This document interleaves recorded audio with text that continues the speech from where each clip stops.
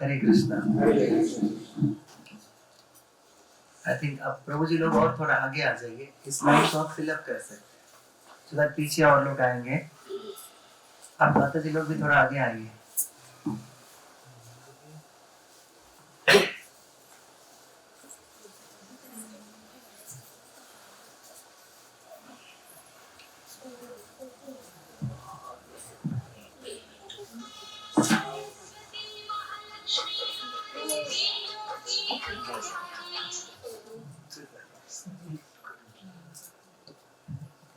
इस श्लोक में कहते महाराज परीक्षित ने कलियुग का सत्कार किस प्रकार किया। आपने इससे पहले श्लोक में सुना होगा ना कि अभी कलियुग आ रहा था और महाराज परीक्षित ने कलियुग का स्वागत कैसे किया, सत्कार कैसे किया। इसमें आज का श्लोक है ना, आप बाहर जाइए, आपका फोन लेके कि तो स्विच ऑफ में रखिए। आप कोई भी अपना अपना फोन सब साइलेंस में रखिए, कि 20 क्लास में डिस्टर्ब ना हो, नहीं तो आपका फोन इतना जरूरी है तो आप बाहर जा सकते हैं। इस श्लोक में कहा जाता है कि जब परीक्षित महाराज बहुत राज्य के ऊपर उन्होंने विजय प्राप्त किया, जब परीक्षित महाराज जब विजय प्राप्त करते थे तो उनको आदर सत्कार किया जाता था हर राज्य में।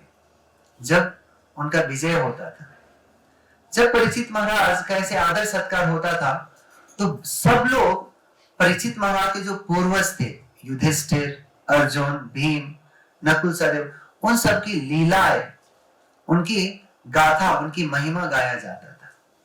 और ये सुन के परीक्षित महाराज को बहुत आनंद आता था। अभी इसमें प्रभुपाद जी कहते हैं कि परीक्षित को क्यों आनंद आता था, कि ऐसे कुछ कहानी, जैसे हम लोग टीवी देखते हैं, आप लोग टीवी में बहुत सारा सीरियल्स आता है, फिल्म भी आता है, वो देख के भी मजा आता है ना, आनंद आता है कि नहीं, बोलिए, सच बोलिए, आनंद आता है ना। मगर परीक्षित को ऐसे बातों में आनंद नहीं आता था। ये युधिष्ठिर का कहानी जो है, पांडव का जो कहानी है, ये एक सीरियल जैसा नहीं है, एक फिल्म नहीं है जहां पे हीरो है, हीरोइन है, विलेन है, ऐसा नहीं है। इसमें प्रभुपाद जी तात्पर्य में लिखते हैं कि परीक्षित को इस कारण आनंद आता था क्योंकि ये सभी भक्तों का लीला कृष्ण से जुड़ा हुआ था। यदि कृष्ण से जुड़ा नहीं होता तो परीक्षित को इन विषय में कोई रुचि नहीं होता। ये कोई ऑर्डिनरी जो है कि एक सामान्य कहानी नहीं है जो पांडव की है। अभी आप सबने महाभारत देखा है, महाभारत देखी है। पांडव के हर जो जीवन के हर क्षण है उसमें कृष्ण का बहुत संलग्न था। और प्रभुपाद जी आगे तात्पर्य में कहते हैं कि यदि कुरुक्षेत्र में भगवान ने श्रीमद् भगवद गीता कहा, यदि पांडव जैसे भक्त नहीं होते तो ना तो भगवद गीता, कृष्ण और अर्जुन का ना तो संवाद होता, ना तो कृष्ण इतने प्रचलित होते। तो भगवान अपने भक्त के कारण प्रचलित होते हैं और भक्त भगवान के कारण प्रचलित होते हैं। तो इसमें पांडव की कहानी जो है, परीक्षित का दूसरा नाम विष्णुरात भी है। विष्णुरात मीन जिसको विष्णु ने रक्षा किया, विष्णु ने बचाया। वो इसलिए कि जब जब परीक्षित महाराज उत्तरा के गर्भ में थे, अपनी माता के गर्भ में, तब अश्वत्थामा ने ब्रह्मास्त्र छोड़ा था। पता है आप लोग? हाँ? जब ब्रह्मास्त्र छोड़ा तो पांडव का बस अंतिम वंश था परीक्षित महाराज। यदि परीक्षित महाराज मर जाते तो पांडव का वंश में कोई बचता नहीं।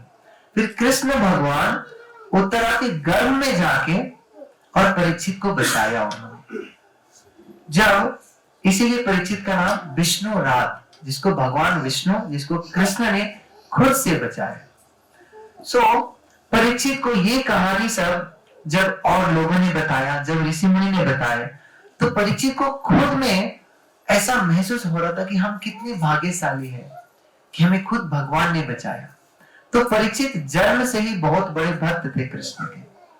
अब परीक्षित को यह मौका था कि अपने भक्त के बारे में, भगवान के बारे में वो और कथा सुने और ऐसे ही वो कृष्ण भावनामृत होकर ये शरीर त्याग पाए। आई थिंक माता जी आप बच्चों को लेके बाहर जा सकते थोड़ी देर। इसमें अभी परीक्षित पांडव का लीला जो है, जो कृष्ण से जुड़ा हुआ है, ऐसे ही आप देखिए ना कि भक्त जो है, भक्त जो फेमस होते हैं, चाहे भक्त की लीलाओं में हमें जो संतुष्टि प्राप्त होता है। अभी आप लोग ने बिल्वा मंगल की कहानी सुना है? बिल्वा मंगल ठाकुर, कितने लोग ने सुना है बिल्वा मंगल ठाकुर का कहानी? किसने नहीं सुना? तो बिल्वा मंगल ठाकुर जो थे बहुत बड़े भक्त थे कृष्ण के, मगर वो पहले भक्त नहीं थे। बिल्वा मंगल ठाकुर एक ऑर्डिनरी जैसे सामान्य व्यक्ति थे, जैसे हम सब लोग हैं।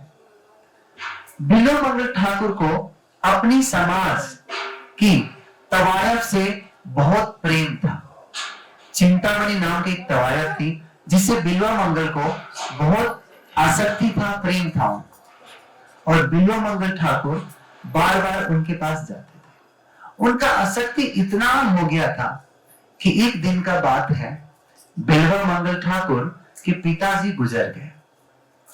जब उनके पिताजी गुजर गए तो कहते, जब आपको किसी से इतना प्रेम हो, आप जब काम करते हैं ना ऑफिस में, जैसे मानो सोचिए जब बच्चा को स्कूल में मन नहीं लग रहा है, बच्चे को क्या लगता है, जब कब छुट्टी होगा तो हम घर जाएंगे, हम वीडियो गेम खेलेंगे, ना खेलने जाएंगे दोस्तों के साथ। क्यों? क्योंकि आपको उस खेल में ज्यादा रुचि है, पढ़ाई में रुचि कम है। करेक्ट है ना? ऐसे ही किसी से आपको जब प्रेम होता है तो उसकी याद ज्यादा आती है आपको कि हमें वहां पे जाना है, उससे मिलना है। तो बिल्वा मंगल को चिंतामणि से इतना आसक्ति था, इतना प्रेम था, जब उसका काम, कहते कि जब काम बढ़े तो लोगों को कुछ दिमाग काम नहीं करता है। तब बिल्वा मंगल ठाकुर के जब पिताजी गुजरे तो क्या होता है, जब गुजरते तो क्या करते हैं लोग, दाह संस्कार जो हो रहा था तो उसको जल्दी, ताकि जल्दी जल्दी वो पंडित जी को बोलते कि जल्दी जल्दी दाह संस्कार खत्म कीजिए, हमें जल्दी से जाना है। आप लोग थोड़ा आगे आ जाइए ना, पीछे जगह नहीं है। अब थोड़ा लेके जाओ बाहर माता जी, अब थोड़ा बाहर घूम के आओ, लास्ट में आना। और आप लोग आगे आइए, इतना जगह खाली क्यों है? Come forward. हरि बोल माता जी, थोड़ा और आगे आओ।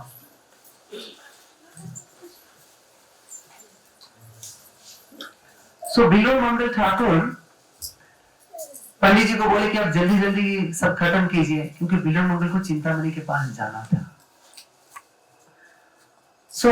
कहते हैं कि जब शरीर पूरा जला भी नहीं था, बारिश होने लगी, बिल्वा मंगल ने अपने पिताश्री का दाह संस्कार भी ठीक से किया नहीं, क्योंकि बिल्वा मंगल को चिंतामणि से मिलना था।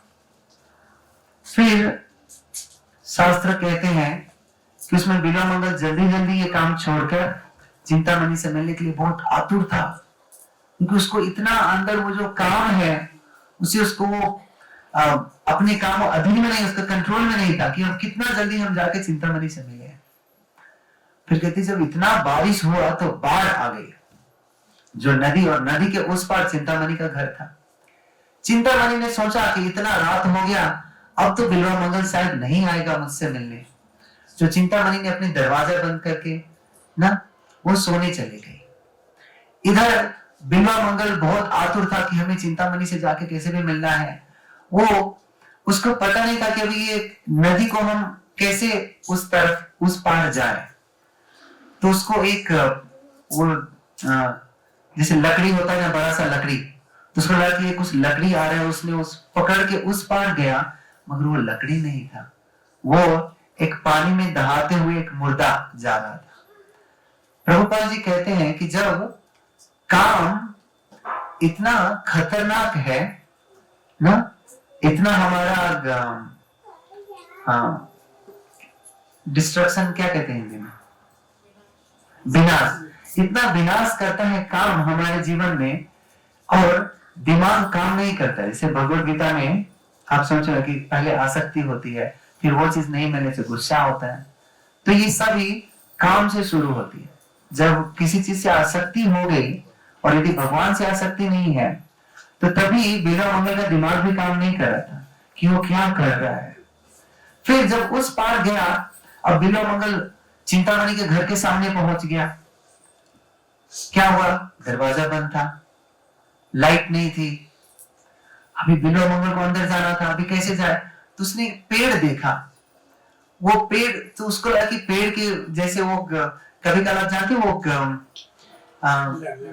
ऐसे वो पत्ते वत्ते का वो झाड़ पात सब टंगी होती है ना, जैसे क्रीपर्स, आप क्या कहते हैं हिंदी में हम लोग उसको, ऐसे लता पता जो ऐसे जो टंगे हो, तो वो उसको वो लग के जब बिल्वा मंगल उसको पकड़ के लाइक अ कोर्टयार्ड, जब वो चिंतामणि के घर के अंदर गया तो पता चला कि वो लता पता नहीं था, वो रस्सी, वो सांप था।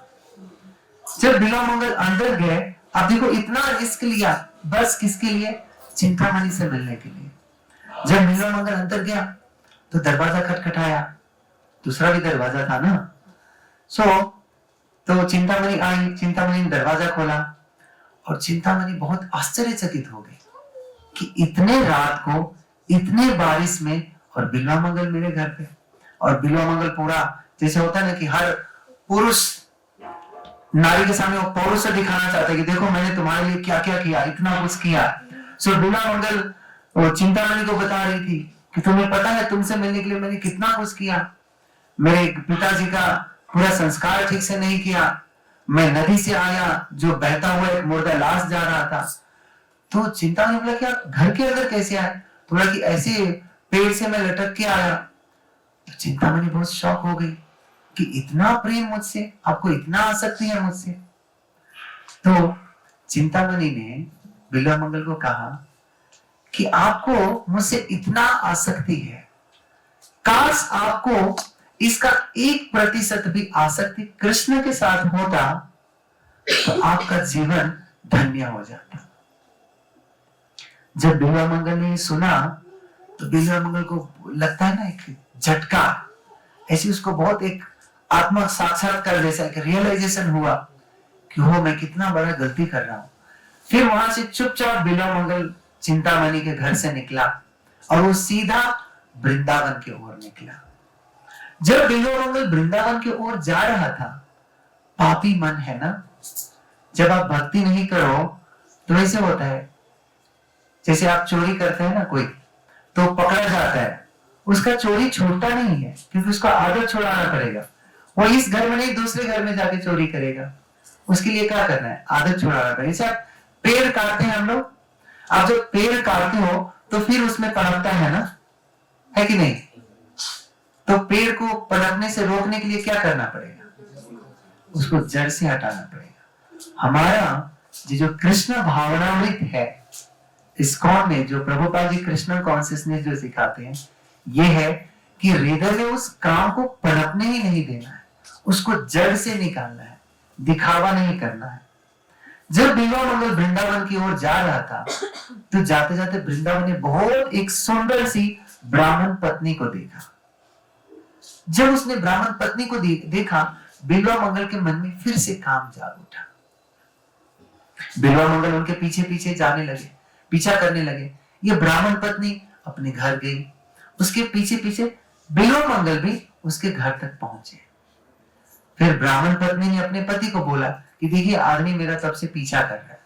ब्राह्मण ने बोला देखिए, क्योंकि हमारा संस्कृति, हमारा संस्कार क्या है, ब्राह्मण आते थे, कृष्ण ने भी ब्राह्मण का पूजा किया है ना, सुदामा का सत्कार, अतिथि देवो भव। हम अतिथि का बहुत सत्कार, आदर, उनका स्वागत करते हैं। और उस ब्राह्मण के लिए बिल्वा मंगल भी एक अतिथि जैसा था। ब्राह्मण ने पूछा, उस ब्राह्मण ने पूछा बिल्वा मंगल को कि अतिथि आपको क्या चाहिए? सो बिल्वा मंगल ने कहा कि हमें आपकी पत्नी बहुत पसंद है। तो ब्राह्मण बोले ये तो बहुत हमारी भाग्य की बात है। ब्राह्मण ने बोला अपने पत्नी को आप जाओ, बहुत सज धज के सुंदर से ना, जो आप लोग कहते हैं मेकअप पार्लर, वो घर अंदर जाके आप रेडी होके सज धज के आइए, हमारे गेस्ट, जो हमारे अतिथि का आप सेवा कीजिए। इस व्यवहार, जो ब्राह्मण के इस व्यवहार को देख के बिल्वा मंगल को बहुत पश्चाताप हुआ कि मैं कितना नीच हूं, मैं कितना पापी हूं कि मैं किसी के पत्नी के पीछा करता हूं, किसी के घर तक आया। हम और आप होते तो क्या करते? क्या करते बोलिए? लात जूता मारते हैं ना, है कि नहीं? आप में से ऐसा कोई है कि हाँ अतिथि जी आइए आपका सेवा करे, करते ऐसे? नहीं ना। आप सोचिए कि ब्राह्मण कितना उच्च विचार का ना, कितना बड़ा वो भक्त था, कैसा उसका आदर था अपने एक अतिथि की तरह। जब बिल्वा मंगल ने ब्राह्मण का ऐसा व्यवहार देखा तो उसको अपने आप में बहुत ग्लानि हुआ, बहुत पश्चाताप हुआ। फिर ब्राह्मण की पत्नी सज धज के आई। फिर बिल्वा मंगल बोला कि माता, आपकी जनरली आप लोग बाल में क्लिप लगाते हैं ना, माता जी लोग लगाते हैं। वो क्लिप मींस बड़ा वाला क्लिप नहीं, जो एक पतला होता है ना, आप लोग ऐसे हेयर पिन जैसे ऐसे कुछ लगाते हैं। बोला कि आपका वो हेयर पिन हमें देंगे थोड़ा। तो माता जी ने अपने दोनों हेयर पिन निकाल के दिया बिल्वा मंगल को, और बिल्वा मंगल ने उस हेयर पिन से अपनी दोनों आंखें निकाल दी। और फिर बिल्वा मंगल बोला कि इस पापी आंख के कारण से मैं बार बार ऐसे पाप कर रहा हूं कि ना तो कहते हैं कि ना तो रहेगा बांस ना बजेगा बांसुरी। ऐसे ही बिल्वा मंगल ने सोचा कि ना ये आंख रहेगा, ना मैं किसी की ओर ऐसे कामुक विचार से, ऐसे कामुक भावना से देखूंगा। बिल्वा मंगल का ये बड़ी त्याग था कि उसने अपने दोनों आंखें निकाल लिए। फिर बिल्वा मंगल अंधे हो गए। फिर वो वृंदावन की ओर चले गए। जब बिल्वा मंगल वृंदावन में गया तो वृंदावन के वनों में वो भटकता था और कृष्ण का भजन गाता था। बिल्वा मंगल ठाकुर ने, इसलिए बाद में बिल्वा मंगल ठाकुर बने, वो बहुत बड़े आचार्य बने। बिल्वा मंगल ठाकुर ने कृष्ण करुणामृत करके उन्होंने किताबें लिखे। उसमें बिल्वा मंगल ठाकुर कृष्ण के बहुत सारे भजन लिखते हैं, ऐसे बहुत सारी कहानियां। उसमें बिल्वा मंगल कहते हैं, मुक्ति मुकुलितांजलि, केवल मुक्ति देवी मेरे द्वार पे आके प्रार्थना करे कि हे बिल्वा मंगल आप मुक्ति ले लीजिए। मगर बिल्वा मंगल कहते नहीं, मुझे मुक्ति नहीं चाहिए। अभी सब लोग कुंभ मेला क्यों जा रहे हैं? आप में से कितना लोग कुंभ मेला जाके आए? कोई कुंभ मेला गए आप में से? नहीं गए। आप गए माता जी? ओहो, आप लोग भारत में हैं, भक्त हैं, कुंभ मेला नहीं गए।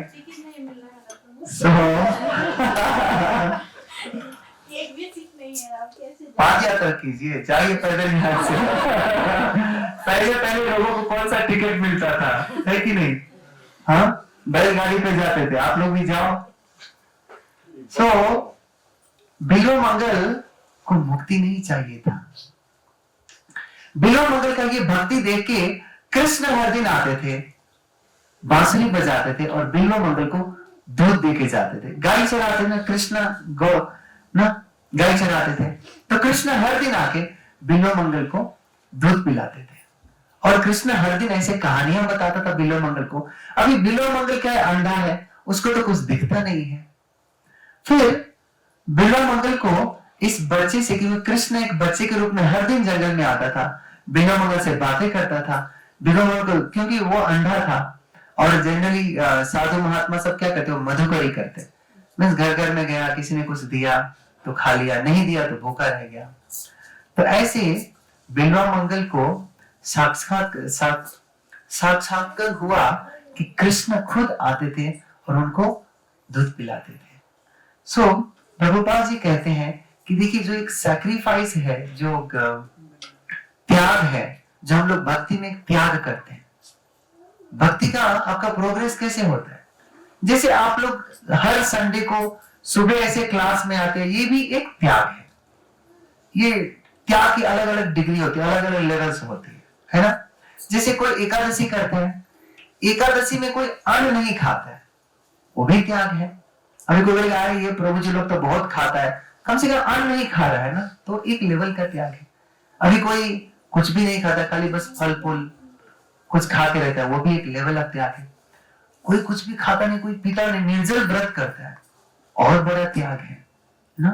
तो जब तक हम त्याग नहीं करते हैं ना, हमें भक्ति में, जीवन बाहरी जीवन में आप देखिए, यदि आप सैक्रिफाइस नहीं करते, आप यदि त्याग नहीं करते, तो आपको सफलता नहीं मिलता है। जैसे कोई ऑफिस जाते हैं, आप लोग नौकरी करने जाते हैं, किसको मजा आता है? किसी को ऐसा है कि बहुत सुबह सुबह उठते हैं तो मजा आता है कि चलो आज अभी ऑफिस जाना है, आज जाके अभी ऑफिस में रिपोर्ट करना है, किसी से मजा होता है? नहीं होता है ना। क्या होता है, अभी जाना है, रोजी रोटी के लिए पैसा तो कमाना है ना, तो हम घिस घिस के जाते हैं। करेक्ट? वो एक त्याग है, मगर त्याग करते हैं तो आपको सफलता क्या मिलती है? पैसा मिलता है। करेक्ट? चाहे कोई स्कूल जाता है, कॉलेज जाता है, वो भी एक त्याग है, बेचारा पढ़ना पड़ता है, मेहनत करना पड़ता है, नहीं तो उसको तो मन करता है कि दोस्तों के साथ जाए, मजे करे, पार्टी करे, खेले कूदे, टीवी देखे। करेक्ट? मगर वो भी एक त्याग है। मगर उस त्याग से क्या होता है? फिर आप अच्छे आदमी बनते हैं, पढ़ते हैं, आपको डिग्री मिलता है, फिर आपको अच्छी नौकरी मिलती है। अच्छी नौकरी मिली तो आपको अच्छा पैसा मिलेगा, फिर आप जो परिवार को चाहिए वो खरीद के लाके दे सकते हैं, खुश रह सकते हैं। करेक्ट? सो हर चीज में कहते अभी माता पिता को, एक बच्चा को जन्म देना कितनी बड़ी त्याग है। एक माता को कितना दर्द सहना पड़ता है, मगर उसके बाद फिर खुशी भी होती है ना, चलो हमारे बच्चे हैं, फिर वो स्नेह, वो प्रेम, वो तो मिलता है। तो हर चीज में जब तक हम त्याग नहीं करते हैं, कोई सफलता प्राप्त नहीं होती। जब इन छोटी छोटी त्याग से इतना सफलता मिलती है, आप सोचिए भक्ति में यदि हम त्याग करें तो कितना सफलता मिले। और भक्ति का त्याग इतना बड़ा नहीं है। कृष्ण ये नहीं कहते कि आप कुछ छोड़ दीजिए ना, हर चीज के साथ रहते हुए भी आप बहुत बड़ा त्याग कर सकते हैं। इसलिए हमारा सिद्धांत क्या है? हमारे जो कृष्ण भावनामृत संघ है, जो कृष्ण कॉन्शियसनेस है, इसका फिलोसफी क्या है? निर्बंधे कृष्ण संबंधी युक्त वैराग्य उच्यते। निर्बंधे कृष्ण संबंधी, कोई भी चीज यदि कृष्ण से नहीं जुड़ा है, यदि आप किसी भी चीज को कृष्ण से जोड़ते हैं, युक्त वैराग्य उच्यते, हमारा युक्त वैराग्य वाला सिद्धांत है। और उच्यते सबसे बड़ा उच्च कोटि का वैराग्य क्या है? युक्त वैराग्य। युक्त वैराग्य है क्या? एक समय का बात है, प्रभुपाद जी, आप लोग जानते हैं प्रभुपाद जी कहां से थे? पता है आप लोगों को कहां से थे प्रभुपाद जी? कहां से थे? अमेरिका में था। प्रभुपाद जी कौन से जगह से थे? कलकत्ता से थे। आप कलकत्ता से हैं? नहीं ना, आप लोगों को पता नहीं। प्रभुपाद जी कोलकाता से थे, बंगाल। प्रभुपाद जी एक बार का समय बात है, जैसे बंगाल में बहुत मायावादी लोग भी, तो एक बार एक मायावादी सन्यासी ऐसे गद्दी पे बैठा हुआ था और गद्दी के नीचे बहुत पैसा रखा हुआ था। फिर किसी ने आके बोला, स्वामी जी आपके गद्दी के नीचे पैसा है। वो स्वामी जी ऐसे कूद के नीचे, ओह पैसा वैसा को नहीं छूना, किधर है पैसा से हमें दूर रहना है, हम तो बैरागी है, महात्मा है। फिर दूसरे समय की बात है, एक बार ऐसे प्रभुपाद जी भी बंगाल गए, ऐसे प्रभुपाद जी आसन में बैठे थे। फिर किसी ने बोला, स्वामी जी आपके गद्दी के नीचे पैसा है। प्रभुपाद जी, कितना से किधर है पैसा, दिखाओ, किधर है पैसा, लाओ, मेरे को और पैसा चाहिए। लोगों ने देखा कि प्रभुपाद जी की जो रिस्पॉन्स थी और दूसरे स्वामी जी का दोनों बहुत अलग था। फिर प्रभुपाद जी कहे कि अभी बंगाली में कहा प्रभुपाद जी ने कि हमें बहुत पैसा चाहिए, लाओ किधर है पैसा, क्योंकि हमें इस पैसे से और मंदिर बनाना है कृष्ण के लिए, और किताबें प्रिंटिंग करनी, भगवत गीता, श्रीमद् भागवतम, चैतन्य चरितामृत, हम कृष्ण के प्रचार प्रसार में पैसे, हमें बहुत पैसे चाहिए, लाओ पैसे लाओ। जैसे लोग कहते हैं कि वो इस्कॉन वाले बहुत पैसे वाले, खाली अमीर लोग जाते हैं, वहां पे जाओ तो बहुत पैसा देना पड़ता है, सेवा करना पड़ता है। गलती क्या है? इस्कॉन अच्छा काम भी तो कर रहा है कि नहीं? इतनी किताब, अभी बुक डिस्ट्रीब्यूशन चल रहा है ना आप लोग का, आप लोग बुक डिस्ट्रीब्यूशन कर रहे हैं? करते हैं आप लोग बुक डिस्ट्रीब्यूशन? कि ऐसे संडे को आते हैं, 1 घंटा बैठते हैं, खा के चले जाते हैं, ऐसे ही है। कीर्तन, आप लोग इधर कीर्तन में डांस करते हैं आप लोग? आज के कीर्तन में कितने लोग थे? हाथ उठाइए, कितना लोग ने डांस किया आज कीर्तन में? हाथ उठाओ, सही हाथ उठाना, सीसीटीवी कैमरा दिखता है मेरे को। अभी मैं चेक करेगा आप लोग में से कौन था नहीं था। बस आप लोग, और कितना लेट से आते हैं आप लोग। ऐसे त्याग करना है, ऐसे मजा किधर? प्रभुपाद जी कहते हैं आप किसी डिस्को में जाओ, किसी बार में जाओ, रेस्टोरेंट में जाओ, फ्री में एंट्री मिलता है नहीं ना। इधर आप वो रेस्टोरेंट से, वो डिस्को से अच्छा डांस होता है। जब मृदंगा बजता है ना, पूरा नाचने को मन करता है, करता है कि नहीं? कितना मजा आता है। और अब ऐसा एक्सपीरियंस मिस करते हो आप लोग। इसलिए संडे को तो 7 बजे कम से कम 7:30 तक आना चाहिए आप लोग को, कि इधर आओ, कीर्तन भजन में मजे करो, डांस करो ना। इसीलिए देखिए प्रभुपाद जी ने जितने भी हमारी भक्ति के अंग दिए सब बहुत इंटरकनेक्टेड है।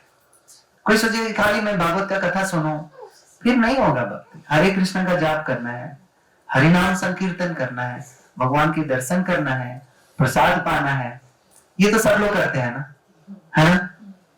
ऐसा है कि किसी को प्रसाद अच्छा नहीं लगता, सबको अच्छा लगता है ना। ऐसे ही हमें हरि नाम में भी रुचि आना चाहिए। हरि नाम में जब रुचि आ गया ना तो आप कृष्ण के बहुत करीब हो सकते हैं। अभी बिल्व मंगल ठाकुर कृष्ण के कितने बड़े भक्त बने। अब आप ये सोचिए कि हम लोग बिल्व मंगल के बारे में बात क्यों कर रहे हैं। बिल्व मंगल ने तो बहुत गलत काम किया। किसी को तो भले कभी काल बात करने में शर्म भी आई कि अरे ये कहानी मैं कैसे बताऊं लोगों को, ये कथा बताने में भी कभी किसी को दिक्कत हो सकती है। लेकिन हम बिल्व मंगल को ठाकुर मानते हैं, बहुत बड़े आचार्य मानते हैं, हम उनका पूजा करते हैं। क्यों? मुझे मिठाई खाने से मतलब, मिठाई वाले से मतलब नहीं है। ज्ञान देने, अच्छा ज्ञान दिए, वो बहुत अच्छी बात है। और मिठाई वाले से मतलब नहीं है। मिठाई वाला तो कैसा भी रहता है, मिठाई टेस्टी बनाता है। हाँ? अभी कुंभ में बोला है कि मुस्लिम सब उधर अपना दुकान नहीं लगाना है। क्यों बोला वो लोग? ये फिलोसफी गलत है।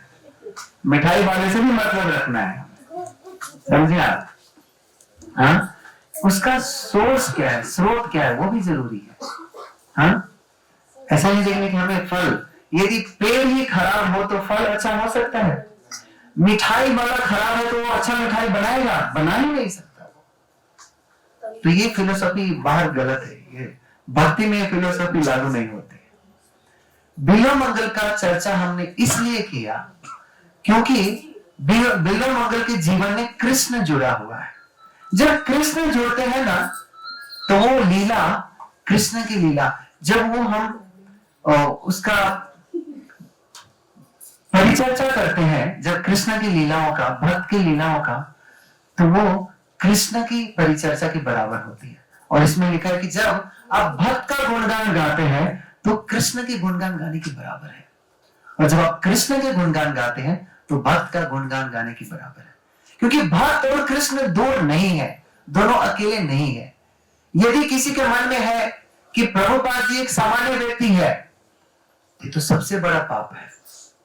जब तक आप दिल से प्रभुपाद जी को नहीं मानते हैं तब तक आप कृष्ण भक्ति कर ही नहीं सकते। भले आप तिलक लगा लो, कंठी माला लगा लो, ये सब तो आपका ड्रेस है। कंठी माला लगाने से कोई भगवत नहीं जाता, तिलक लगाने से नहीं। आपने मन से प्रभुपाद जी को गुरु माना है कि नहीं? यदि आप प्रभुपाद जी का दर्शन करते हैं, यदि आप प्रभुपाद जी को सोचते हैं कि ये तो एक सामान्य व्यक्ति है, आपको ज्यादा प्रेम कृष्ण में दिखता है ना। जब दर्शन करने जाते तो उधर बहुत खड़े होते हैं ना, प्रभुपाद जी का तो कितना लोग उधर जाके नमस्कार भी नहीं करते हो। तो आप सोच ले कि जब तक आप गुरु से नहीं जुड़ सकते आप कृष्ण से कभी नहीं जुड़ सकते। भले आपके मन में एक वहम होगा कि कृष्ण से मुझे बहुत प्रेम है। ऐसे बहुत लोग आते हैं कह रहे कि प्रभु जी मुझे कृष्ण से बहुत प्रेम है, वो कृष्ण को दिखता है तो उसको आंसू आता है। ये सब ढोंग है। देखिए कृष्ण जानते, कृष्ण के पास ना वो स्कैनर है। स्कैनर जानते हैं, जैसे स्कैनिंग करते हैं ना, कृष्ण हमारा पूरा दिल को स्कैन करते हैं। आप बाहर कितना भी मेकअप कर लो, कितना भी नए नए कपड़े पहन के आ जाओ, तिलक लगा के आ जाओ ना, जैसे बहुत भक्त लोग पूरा सज धज के हैंडसम ब्यूटीफुल बन के मंदिर में कि सब लोग मुझे देखे। यहाँ पे मंदिर में सब कृष्ण को देखने आते हैं, आपको नहीं। हाँ?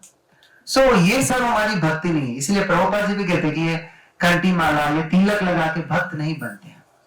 कैसे भक्त बनते हैं हम लोग? कैसे? गुरु का ज्ञान लेकर। हाँ? जब तक हम प्रभुपाद को स्वीकार नहीं करते, हम जब तक उनके ज्ञान को आप स्वीकार नहीं करेंगे, कृष्ण की भक्ति आप कर ही नहीं सकते। वो असंभव है। यदि आपको लग रहा है कि सच में मुझे कृष्ण से प्रेम है, आप उधर दर्शन करें भी तो आंसू आता है। एक फिल्म देखोगे, सीरियल देखोगे, सास बहू का नाटक, उसमें भी आंसू आते हैं। तो ये कोई आपका भक्ति नहीं है, समझे आप? जिसको सच में प्रेम है ना, वो जानता है कि गुरु का पद क्या है, गुरु क्या है। इसलिए पहले तो आपके मन में आपको प्रभुपाद के लिए, गुरु के लिए वो श्रद्धा जगाना है। और इसमें प्रभुपाद जी तात्पर्य में लिखते हैं कि जैसे ही एक राजा कभी अकेला नहीं है। जब अभी जैसे देखिए, अभी कुछ सुना कि अभी कुछ दिन के बाद नरेंद्र मोदी आएंगे कुंभ मेला में। अरे नरेंद्र मोदी कुंभ मेला अकेले जाएगा क्या? अकेले जाएगा? कितना गाड़ी जाएगा, कितने लोग जाएंगे उनके साथ में? तो एक छोटा आदमी जो कि कुछ साल के बाद में हर लोग हम मरने वाले हैं, उनके साथ में तो इतना है। जब एक राजा के साथ इतने लोग हैं तो कृष्ण के साथ कितने भक्त होने चाहिए। तो कृष्ण कभी अकेले नहीं है।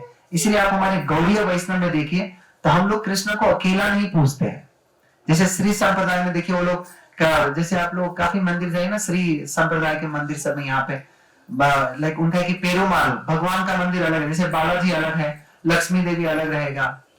आप हमारे मंदिर में कभी हम राधा कृष्ण को अलग अलग मंदिर नहीं बनाते, राधा कृष्ण साथ में है। चाहे कृष्ण गौ के साथ है, कृष्ण अपने सखा के साथ है, सखी के साथ है, मगर कृष्ण कभी चिड़िया के साथ है, मगर कृष्ण सदैव भी अपने भक्त के साथ है। क्योंकि भक्त भगवान के बिना नहीं रह सकते और भगवान भक्त के बिना नहीं रह सकते। यही तो सबसे स्पेशल एक संबंध है भगवान और भक्त का। इसलिए हम लोग बिल्व मंगल की कहानी को चर्चा करते हैं। ऐसे श्रीमद् भागवतम में अजामिल का भी कहानी है कि हम अजामिल के बारे में बात करते हैं। चाहे कोई बोलेगा चलो हम लोग कुरुक्षेत्र, ये जो महाभारत की कहानी करते हैं। अभी आप भगवत गीता कितने लोग ने पढ़ा है? हाथ उठाइए, कितना लोग ने भगवत गीता पढ़ा है? ओहो, सब एल बोर्ड लग रहे थे। पता है एल बोर्ड, पता है आप लोगों को क्या होता है? आप लोग जैसे गाड़ी सीखने जाते हैं ना, तो एल लिखा रहता है, उसका नंबर नहीं रहता, क्यों पुलिस भी उसको पकड़ता नहीं है। क्यों? पता है भाई ये सीख रहा है, अभी इसको चलाना नहीं आता है, ऐसी वाली लग रहे हैं आप लोग। हाँ, सो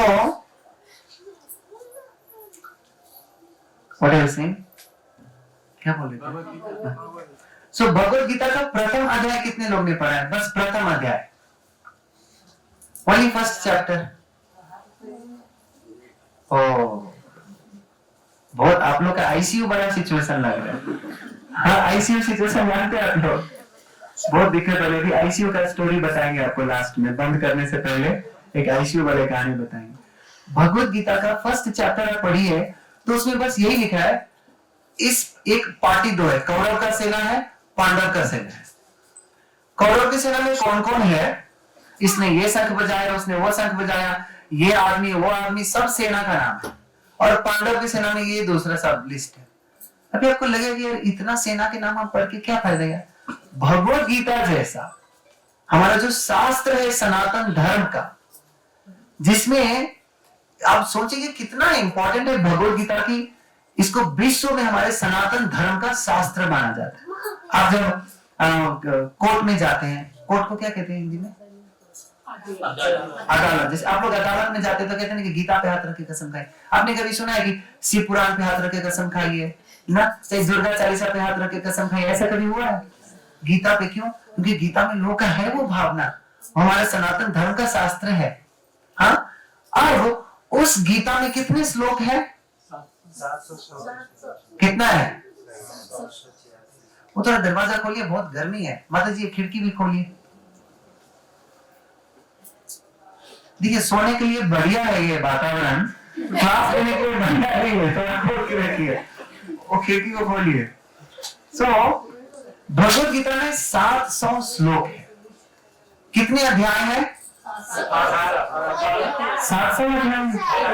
कितना अध्याय है? 18 अध्याय। उसके एक अध्याय में पूरे श्लोक में बस यही बात हो रही है कि पांडव की सेना में कौन कौन है और कौरव की सेना में कौन कौन है।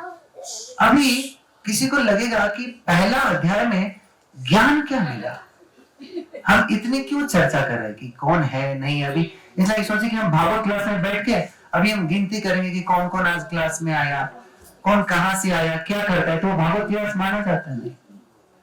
मगर प्रभुपाद जी कहते हैं कि वो हर जैसे उनके सैनिक है उनका नाम लेना भी भक्ति है। क्यों? क्योंकि वो सब कृष्ण से जुड़े हुए हैं, और यदि कुछ भी कृष्ण से जुड़ता है तो वो भक्ति है ना। इसलिए हमारा सिद्धांत क्या है? निर्बंधे कृष्ण संबंधी युक्त वैराग्य उच्यते। अभी आजकल के लोग बोलेंगे आपको ना कि यार इस्कॉन वाले इतना बड़ा बड़ा मंदिर बनाता है, मंदिर में इतना जैसे आप काफी जैसे तमिलनाडु की मंदिर जाइए, केरल के मंदिर देखने जाइए, वो लोग ऐसे लाइट भी यूज नहीं करते, इलेक्ट्रिसिटी जैसी वो, करेक्ट, ऐसे लाइट वो लोग यूज नहीं करते, वो लोग बस दीप जलाते हैं। आप लोग कभी गए ऐसे साउथ इंडिया का मंदिर सबका दर्शन करने जाओ, अंदर लाइट नहीं रहती, जब वो लोग दीप का आरती करते हैं ना तो भगवान का आपको थोड़ा फेस दिखेगा, पूरा अंधेरा अंधेरा रहता है ना, क्योंकि वो उनकी संस्कृति है ऐसी। नहीं मॉडर्न फैसिलिटी यूज नहीं करना। अभी आप इस्कॉन में आओ, तरह तरह के लाइट लगे हुए हैं ना, भगवान के तरह तरह के गहने हैं, मंदिर में एसी लगा हुआ है, लिफ्ट लगा हुआ है, मंदिर में कभी लिफ्ट लगा हुआ देखे? मंदिर में लिफ्ट है। अभी पार्किंग के लिए आप देखें, आपने पार्किंग देखा हमारा, वो हमारे गेस्ट हाउस के पास, अभी किसी को लगे क्या मंदिर है, ये तो बड़ा एक कॉर्पोरेट कंपनी जैसा लग रहा है, इतना बड़ा बिल्डिंग है, वो भी शीशा का बिल्डिंग बनाया। वो हमारा क्या है सीधा, निर्बंधे कृष्ण संबंधी युक्त वैराग्य उचित है। यदि हमने ये मंदिर क्यों बनाया? हमारे रहने के लिए। वो कार पार्किंग क्यों बनाया? क्यों बनाया बोलिए? हमने जो बड़ा कार पार्किंग बनाया, आपने देखा है सबने, जो मल्टी लेवल कार पार्किंग क्यों बनाया हमने? पैसा कमाने के लिए? क्यों? क्योंकि जब भक्त आएंगे हमारे कृष्ण चंद्र के दर्शन करने के लिए तो उनकी सुविधा के लिए।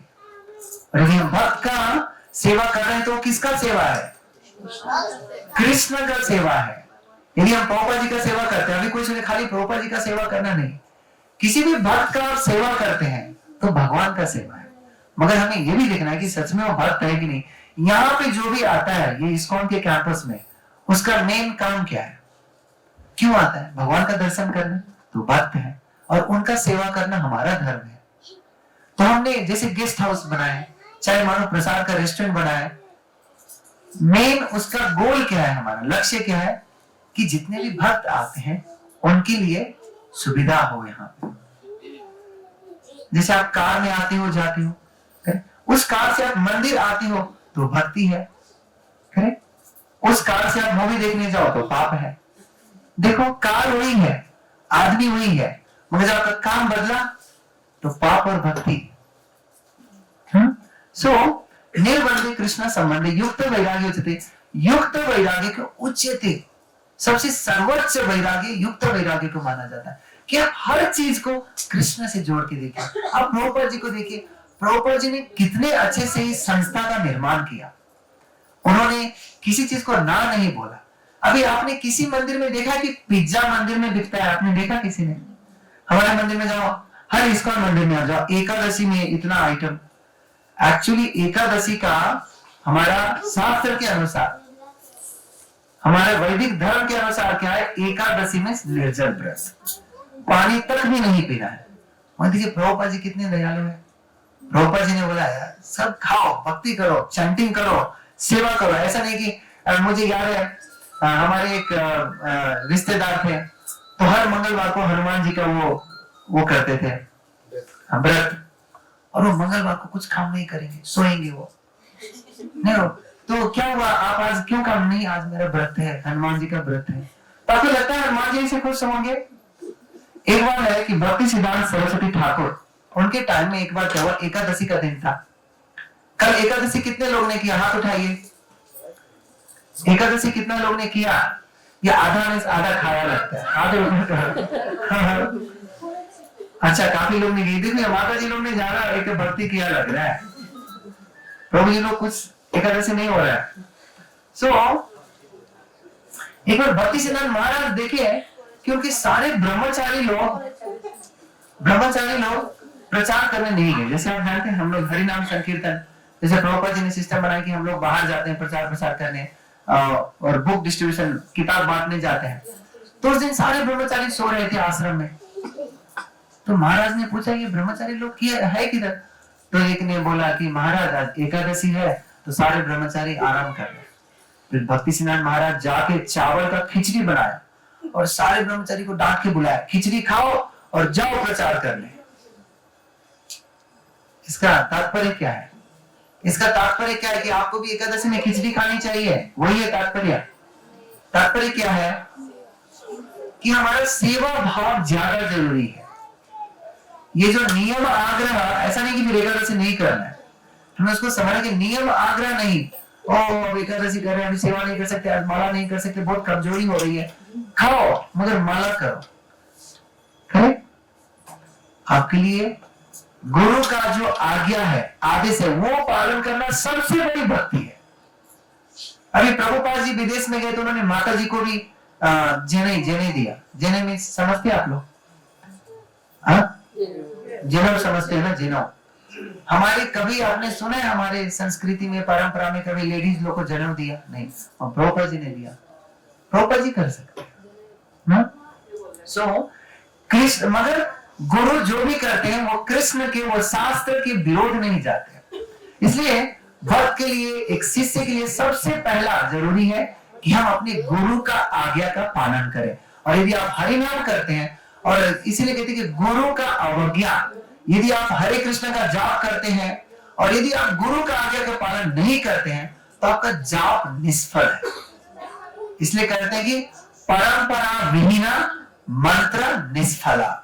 यदि आप परंपरा को नहीं मानते हैं, यदि आप गुरु को नहीं मानते हैं, गुरु शिष्य परंपरा को नहीं मानते हैं, कोई सोचेगा कि बस मैं घर पे बैठ के माला करूं, तो उस माला करने का, उस हरि नाम जाप करने का निष्फला, उसका कुछ भी फल नहीं होगा। जैसे ही प्रभुपाद जी उदाहरण देते हैं कि आप घर पे बैठ के आप इंजीनियरिंग का किताबें खरीद के पढ़ लो, आपको इंजीनियरिंग का डिग्री मिलेगा? मिलेगा? बताइए। आप घर पे बैठ के मेडिकल का किताब पढ़ लिया, आपके पास ज्ञान भी है, मगर आपको डिग्री मिलेगा? आपको एक संस्था में जाना पड़ेगा, कॉलेज में जाना पड़ेगा, वहां पे पढ़ाई करके तभी डिग्री मिलेगा।